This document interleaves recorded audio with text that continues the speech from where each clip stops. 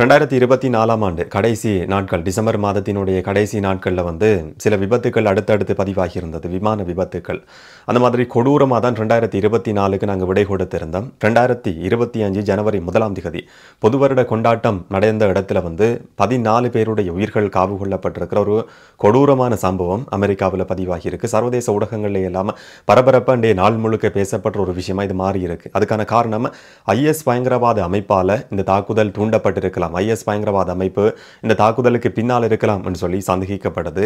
அந்த இயக்கத்தினுடைய கொடியொன்றும் இந்த வாகனத்திலிருந்து கண்டுபிடிக்கப்பட்டிருக்கு. தாக்குதலுக்கு பயன்படுத்தப்பட்ட வாகனத்திலிருந்து கண்டுபிடிக்கப்பட்டிருக்கு. ஆனால் உண்மையிலேயே அந்த அமைப்பு இதுக்கு பின்னால் இருக்கா இல்லையான்ற ஒரு மிகப்பெரிய சந்தேகம் இருக்கு. அதுக்கு சில காரணங்கள் இருக்கு. இந்த தாக்குதல் என்ன நடந்தது, இதுக்கு பின்னால் இருக்கிற விஷயங்கள் எல்லாம் என்னன்றதை பற்றி தான் இந்த காணொலியில் பார்க்க போறோம். விளக்கமா பார்க்கலாம். வணக்கம், நான் கிருஷாந்த் ராஜ். அமெரிக்காவினுடைய நியூ ஓர்லின்ஸ் சிட்டி என்றது பரபரப்பாக இயங்கி கொண்டிருக்கிற ஒரு சிட்டி. வெளிநாட்டு சுற்றுலா பயணிகள், உள்ளூர் மக்கள் எப்போவுமே கூடியிருக்கிற ஒரு நகரம். களியாட்டத்துக்கு பேர் போன ஒரு நகரமாக இது அறியப்படுது. அதிலும் குறிப்பாக ஜனவரி 1ஆம் தேதி என்றதும் புது வருடத்தை கொண்டாடுறதுக்காக ஆயிரக்கணக்கான மக்கள் அந்த இடத்துல கூடியிருந்திருக்கிறாங்க. இப்படியான ஒரு சிட்டியில், பரபரப்பான நகரத்தில் மக்கள் நடமாட்டம் அதிகமாக இருக்கிற இடத்துல அமெரிக்காவினுடைய நேரப்படி 3:15க்கு வேகமாக ஒரு பிக்கப் ட்ரக் வருது. அங்கிருந்த பொதுமக்கள் மேலே சரமாரியா அந்த ட்ரக் மோதி 14 பேருடைய உயிர்கள் காவு கொள்ளப்பட்டிருக்கு. அதுக்கு பிறகு 35 பேர் படுகாயம் அடைஞ்சு வைத்தியசாலையில் அனுமதிக்கப்பட்டிருக்கிறதா தகவல்கள் வெளியாகி இருந்தது. ஒரு பரபரப்பான நகரத்தில் போலீஸ் பாதுகாப்புக்கு மத்தியிலேயும் இந்த ட்ரக் தாக்குதல் எப்படி நடத்தப்பட்ட என்ற மிகப்பெரிய ஒரு கேள்வி இருக்கு. தொடர்ச்சியாக FBI விசாரணைகள் நடத்தப்பட்டு வருது.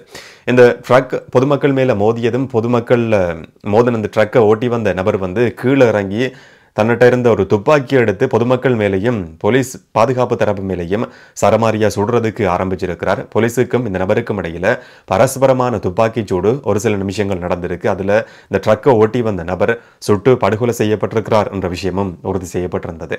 அந்த இடத்துல இருந்து சில பொருட்கள், வெடி பொருட்கள் அந்த ட்ரக்ல இருந்து கண்டுபிடிக்கப்பட்டிருக்கு. சில ஆயுதங்களும் அந்த இடத்துல இருந்து மீட்கப்பட்டிருந்தது. உடனடியாகவே FBIயினுடைய கைகளுக்கு இந்த விசாரணை போகுது. FBI விசாரணை தொடர்ச்சியாக நடத்தப்பட்டு வருது. அதில் ஒரு மிக முக்கியமான விஷயம் சொல்லப்பட்டிருந்தது. அமெரிக்க பிரஜை 42 வயதாக இருக்கிற ஷம்சுத் டின் ஜபார் என்று சொல்லப்படுற அமெரிக்காவில் பிறந்து வளர்ந்த ஒரு நபர், டெக்சாஸ் மாநிலத்தை சேர்ந்த ஒரு நபர் தான் இந்த ட்ரக்கை ஓட்டி தாக்குதல் நடத்தியிருக்கிறார் என்ற தகவல் சொல்லப்பட்டிருந்தது. அது மட்டும் கிடையாது, இன்னும் ஒரு அதிர்ச்சியான தகவல் என்னன்னு சொன்னால், இந்த நபர் கிட்டத்தட்ட 10 வருஷங்கள் அமெரிக்க இராணுவத்தில் பணியாற்றி இருக்கிறார். IT துறையில் பணியாற்றி இருக்கிறார் என்ற தகவலும் உறுதி செய்யப்பட்டிருந்தது. கடன் பட்டிருக்கிறார், விவாகரத்து ஆகியிருக்கிறார், இதுக்கு முதல்ல ஒரு நிறுவனத்தை நடத்தி அதில் லொஸ்ட் ஆகியிருக்கிறார் என்ற மாதிரியான தகவல்கள் சொல்லப்பட்டிருந்தது. 2 தடவை அவர் கைது செய்யப்பட்டிருக்கிறார். ஒன்று திருட்டு சம்பவம், 2வது முறையான சாரதி அனுமதி பத்திரம் இல்லாமல் வாகனத்தை ஓட்டுனது என்ற குற்றச்சாட்டின் அடிப்படையிலையும் அந்த நபர் இதுக்கு முதல்ல 2 சந்தர்ப்பங்களில் கைது செய்யப்பட்டிருக்கிறார். எப்படியா இருந்தாலும் கூட இந்த கொடூரமான தாக்குதலை நடத்தினது, பயங்கரவாத தாக்குதல் என்று சொல்லி சந்தேகிக்கப்பட்ட ஒரு தாக்குதலை நடத்தின நபர் அமெரிக்க பிரஜை என்றதை விசாரணை அதிகாரிகள் உறுதி செய்கிறாங்க. ஆனால் இன்னும் ஒரு விஷயம் கண்டுபிடிக்கப்பட்டிருந்தது. இந்த தாக்குதலுக்கு பயன்படுத்தப்பட்ட ட்ரக்ல இருந்து ஒரு கருப்பு கொடி கண்டுபிடிக்கப்படுது. ஆரம்பத்தில் கருப்பு நிறத்தை கொண்ட கொடி என்று சொல்லி தகவல்கள் வெளிவருது. அதுக்கு பிறகு ஏதாவது ஒரு பயங்கரவாத அமைப்போட சம்பந்தப்பட்ட கொடியா இருக்கலாம் என்று சொல்லி சந்தேகிக்கப்படுது. ஒரு சில நிமிஷங்களுக்கு பிறகு வந்த தகவல் தான் IS பயங்கரவாத அமைப்பினுடைய கொடி அந்த ட்ரக்ல இருந்து கண்டுபிடிக்கப்பட்டது என்ற விஷயம் உறுதி செய்யப்பட்டிருந்தது.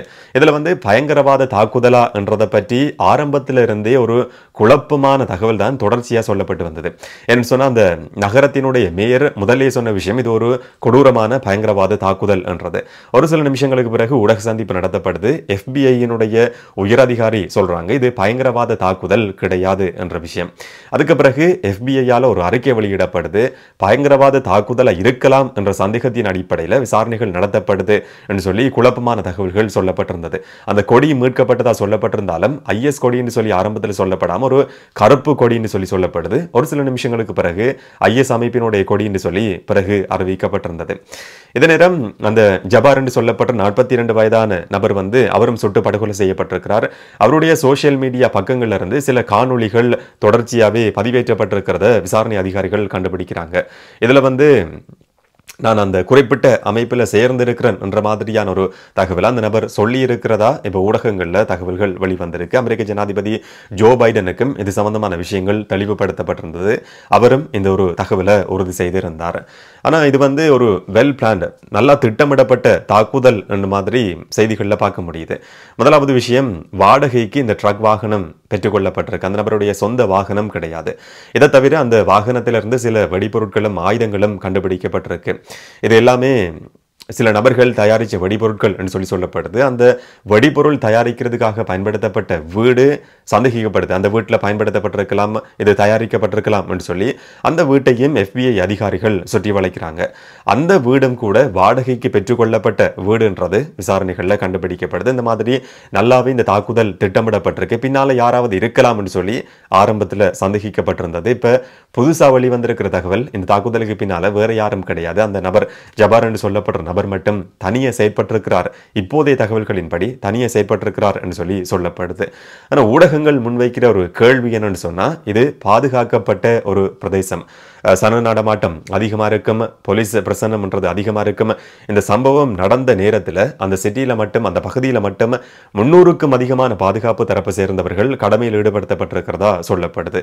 அதையும் தாண்டி வீதி தடைகள் போடப்பட்டிருக்கு. ஒரு பேரியர் வந்து இயங்கல்ல தொழில்நுட்ப கோளாறு ஏற்பட்டதுன்னு சொல்லப்படுது. ஆனாலும் கூட தற்காலிகமான வீதி தடைகள் போடப்பட்டிருக்கு. போலீஸ் ரோந்து வாகனங்கள் அந்த இடத்துல இருந்தது. 300க்கும் அதிகமான பாதுகாப்பு தரப்பை மீறி இந்த நபர் எப்படி அந்த இடத்துக்குள்ள வந்து நுழைஞ்சார், ஆயுதங்களோடையும் துப்பாக்கிகளோடையும் நுழைஞ்சார் என்ற ஒரு கேள்வி வந்து ஊடகங்களால் முன்வைக்கப்படுது. கடுமையான விமர்சனங்களும் முன்வைக்கப்படுது. ஆனால் விசாரணைகளுக்கு பிறகுதான் இதை பற்றின தகவல்களை சொல்ல முடியும் சொல்லி FBI-யினுடைய அதிகாரிகள் இப்போதைக்கு சொல்லி இருக்கிறதையும் பார்க்க முடியுது. இதுக்கு முதல்ல இதே மாதிரியான ஒரு சம்பவம் முதல்ல நடக்குது. அதே நாளில், இன்றைய நாளில் வந்து நடக்குது. நேற்றைய நாள் அமெரிக்காவை பொறுத்த வரைக்கும் நேற்றைய நாளில் நடக்குது.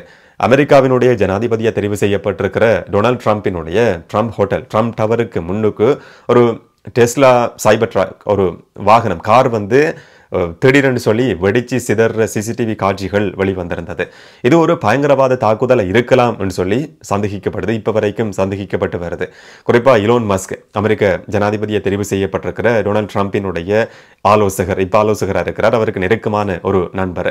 அவர் சொல்லியிருக்கிற விஷயம் என்னன்னு சொன்னால், இந்த கார் வந்து சாதாரணமாக வெடிச்சு சிதறதுக்கான தொழில்நுட்ப பிரச்சனைகள் கிடையாது. என்னன்னு சொன்ன டெஸ்லா அவருடைய கம்பெனி, இந்த கார் வந்து அப்படியெல்லாம் வெடிச்சு சிதறாது, இதில் வெடிபொருட்கள் இருந்திருக்க முடியும். இதே மாதிரியான வெடிபொருட்கள் தான் இந்த ட்ரக் மோதன ட்ரக்ல இருந்தும் கண்டுபிடிக்கப்பட்டிருக்கு. இப்போ 2 சம்பவங்களுக்கு இடையிலையும் தொடர்பு இருக்கலாம், பயங்கரவாத தாக்குதல் என்ற மாதிரியான கருத்தை வந்து ஒரு ட்வீட்டா வந்து இலோன் மஸ்க் எக்ஸ் தளத்தில் போட்டிருக்கிறத பார்க்க முடியுது. அதனுடைய உரிமையாளரும் கூட அவர் தான். இப்போ இந்த தாக்குதல் 2 தாக்குதல்களுக்கும் இடையில சம்பந்தம் இருக்கு. அமெரிக்க ஜனாதிபதி ஜோ பைடன் நிர்வாகம் வந்து சரியா செயற்படல் என்ற மாதிரியான விமர்சனம் தொடர்ச்சியாகவே முன்வைக்கப்பட்டு வருது. ஆனால் இதுவரைக்கும் வெளிவந்திருக்கிற தகவல்களின் அடிப்படையில் அமெரிக்க ஜனாதிபதியை இப்போ இருக்கிற ஜோ பைடன் சொல்லியிருக்கிறார், இந்த 2 சம்பவங்களுக்கும் இடையில எந்த விதமான தொடர்புகளும் கிடையாது என்றது.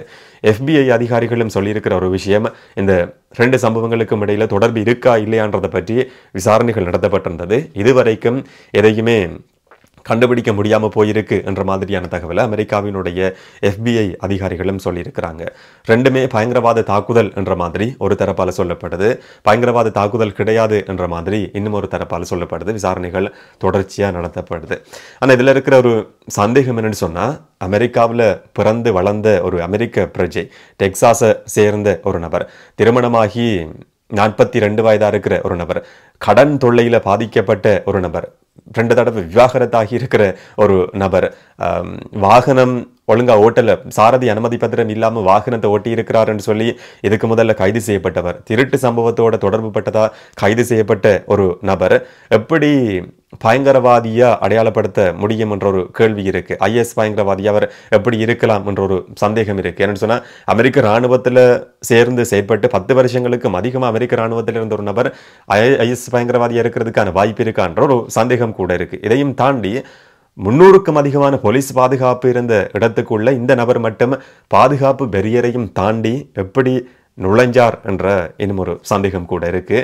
அமெரிக்கா இந்த மாதிரி சொல்றது வளமையானது. இதுவரைக்கும் IS இயக்கம் இந்த தாக்குதலுக்கு பொறுப்பேற்றுக் கொள்ளல. என்ன நடக்கும்ன்றதை பொறுத்திருந்து பார்க்கலாம். விசாரணைகள் தொடர்ச்சியாக நடத்தப்பட்டு வருது. இதுக்கு முதல்ல நான் சொன்ன விஷயம் ஒரு சந்தேகம். பொதுவாக இந்த செய்தியை கேள்விப்பட்ட நேரத்தில் எல்லாருக்கும் ஏற்படுற ஒரு சந்தேகம் மட்டும்தான். இதை பற்றி நீங்க என்ன நினைக்கிறீங்கன்றதை கமெண்ட்ல பதிவு செய்யுங்க. இன்னும் ஒரு காணொலியில் இன்னும் ஒரு தகவலோட சந்திக்கலாம். வணக்கம்.